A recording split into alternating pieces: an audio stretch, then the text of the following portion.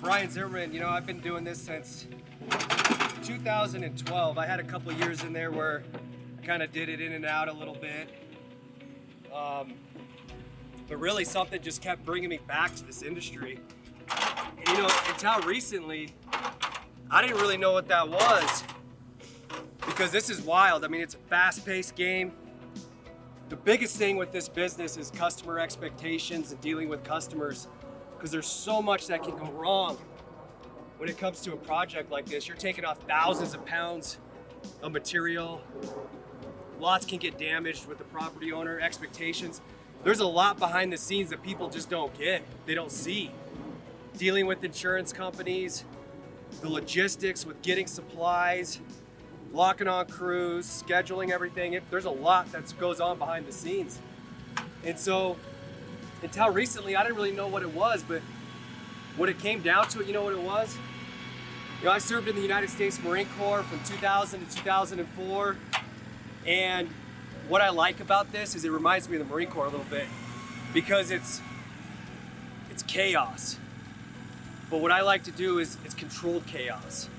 So it's being able to handle the customers, handle all the logistics behind the scenes, and make this as smooth as possible for customers, and set those expectations to where you create a good customer service experience. That's the biggest thing for me, man. I don't want customers to ever think that they don't, well, first of all, I don't want them to not know what's going on. So I keep them in the loop with everything that's going on, completely transparent. I share what we're sending to the insurance adjusters. I loop them in on the communication. So there's never ever a doubt on what we're doing and why we're doing it. And I think that's one of the biggest things that separates us, because it's something I take very serious. All right, so we're here at a house doing an inspection. Now this is already a customer of mine. We haven't done the roof. We're gonna do the roof in about a week.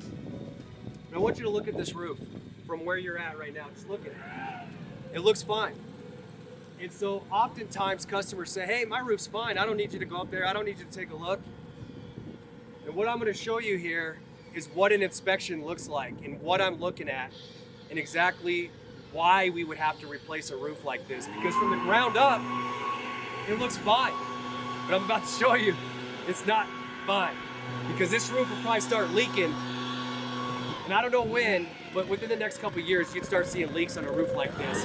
And yet from the ground, it looks fine. So I'm gonna show you. All right, so we're up on this roof now, and it looked perfectly fine from down below. But when you get up here, you can see where the hail hit. Like for example, these little areas right here. This is all hail damage. If you look at the ridge up here, look at this ridge. Look at that. So what happens is when that hailstone hits the shingle, the granules break. And if you look real careful here, you'll see the fibers. Once those fibers are exposed, and this black matting here is exposed to the sun, especially in Colorado, as high as we are, this over time will start deteriorating. And what happens, and I normally wouldn't do this, but he's a customer, we're replacing this roof. But if this person wasn't a customer, I wouldn't be digging into their shingle like this. But there's a hole, there tends to be a hole right here underneath it, and over time that's just gonna start causing leaks. Water will start running through. Now just because you have a couple of these, and these are pretty good ones, but just because you have a couple of these doesn't mean you actually warrant a full roof replacement or that you should file a claim. But if you have 6, 7, 8, 9, 10 of these within a 10-foot by 10-foot area, you got to replace the roof, especially if it's on all of the slopes. And in this case, that's what we have. So if you just look right here, I mean, I've got it right here, right here, right here, right here, right here, right here, just in this small section. And this is a couple feet by a couple feet.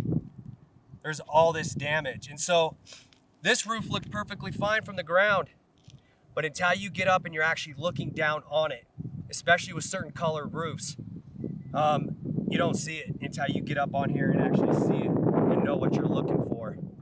So when it comes to inspections, having someone that actually understands what they're looking for versus not are understanding what you're looking for, and then being able to intelligently explain that to the customer and let them know whether or not it warrants a full roof replacement or not. Because if you just got a few of them, maybe it's just a repair and you don't need to file an insurance claim, grab a few shingles that match and install them. So that's what I'm looking for when I come on a roof. That's exactly it right here. Gutters are tricky because, I mean, most people, you're not gonna have a hailstone just go right through your gutter. And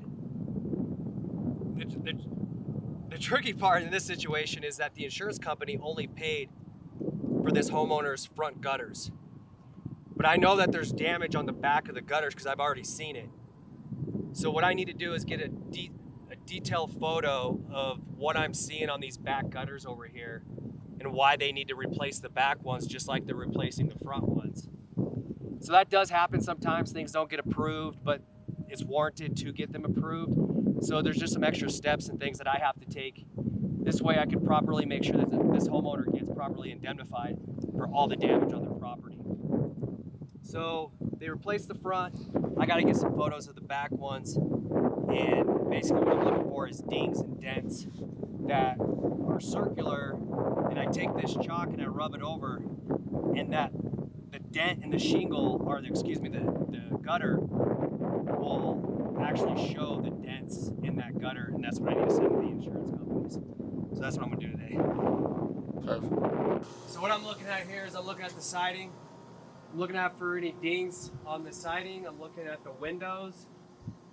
This vinyl glazing bead that's around the windows, the window frames. I'm also looking at the gutters. So like, for example, I didn't find any gutter damage from the top, but I actually see it down here. So for the insurance company, I'm gonna get an overview photo so they can actually see exactly where I'm at on the house. And then I'm gonna scroll in, or zoom in, I should say, right to that gutter where I can highlight that ding on that gutter right there and show them. Now, same thing with the downspouts right here. This downspout looks okay, but I'm gonna do the same thing here.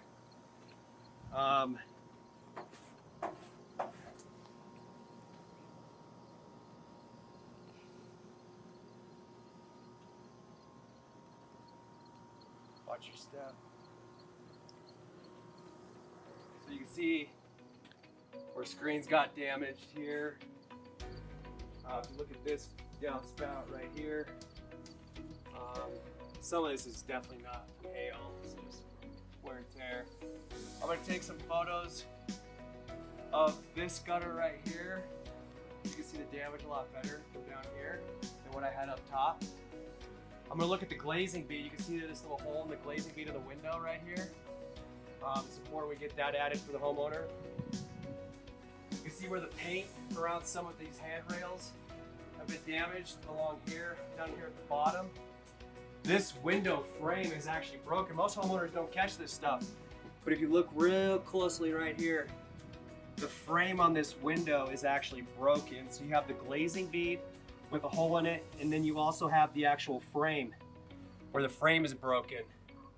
So this whole window has to be replaced. So it's just the attention to detail to make sure homeowners get things taken care of properly. In fact, I'll show you this window real quick. This whole frame is busted right here. You can see right here where the hailstone hit and completely broke the frame. This whole window has to be replaced.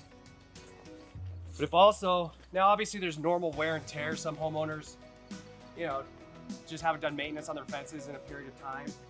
But you can see where this fence needs to be restained. You can see all of the stripping of the paint. Now, how do I know that that's from just maintenance or is it from hail? Well, you can clearly see the hailstone hits. These perfectly circular hits from hail, and it just strips away that paint. So, I mean, unless the homeowner was out here with a little ballpoint pen or something, hitting it with the hammer, ballpoint hammer, then I don't know. But so we got to bring this up. So thorough inspections, really making sure that homeowners get it all taken care of. not just the roof. So many guys want to just get on the roof because that's where the money's at. So that's where they're going to go. But at the end of the day, it's about the customer, and it's about properly getting their property fixed to where it was before the storm.